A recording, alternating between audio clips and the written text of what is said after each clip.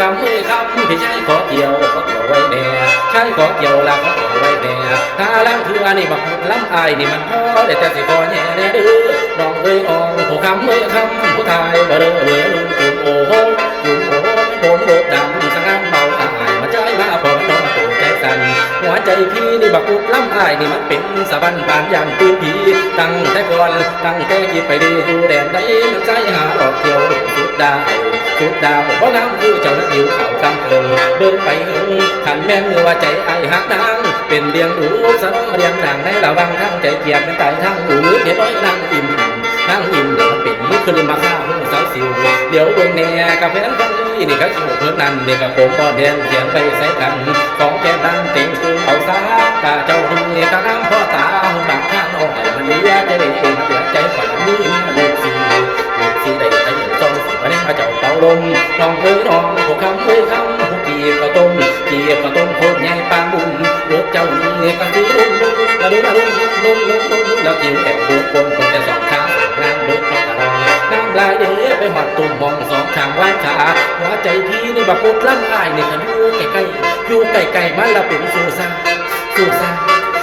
ได้เห็นบางขาพาเป็นตาจับเป็นตาบัดผู้แดกดังนี้น้องเบิกแต่สองขาสุดใจปล่อยปันดูตนดีชายหลับเป็นลักยางไปได้เห็นไตหน้าขำคำคือสิเป็นเครื่องข้างเบิ่งบางยังบ่ายยังใบม้าแล้วใจดีร้อยอย่างแดงต่ำยังพอ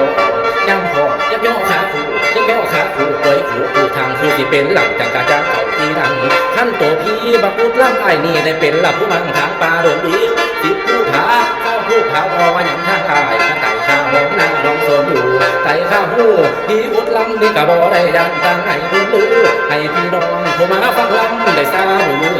ดูว่าเสียงทรงดังไก่ว่าบักพูดที่สักนี่มันไก่ข้าวหูแหงสิดีใจ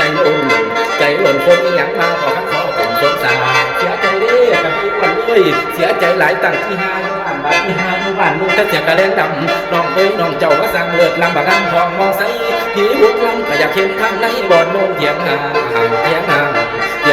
อยากจับขาห่างเท่นหลังเต่าคือสีเมาแมงปล่อยกันโตไข่บักหลายเอาบ่ดีเอาหูจังไอสิไรแบ่งปันหาโตใจบีสิป้าเมื่อมาหาดำโสขาขนั่งโสขามันขาแม่เก่าขามันทิมก็จะได้ปีเท่าเอาไว้สิบนได้ขั้นโตน้องนี่ขันเอาพี่ได้ทุกอย่างสิทำตามใดเพื่อน้ำน้องแดงคือน้ำคือเนื้อทำได้ชาวไอ้วัดใดเดี๋ยวแต่บอกว่ายังการเล่นหรือว่ายังการขึ้นความสิโกยขึ้นแต่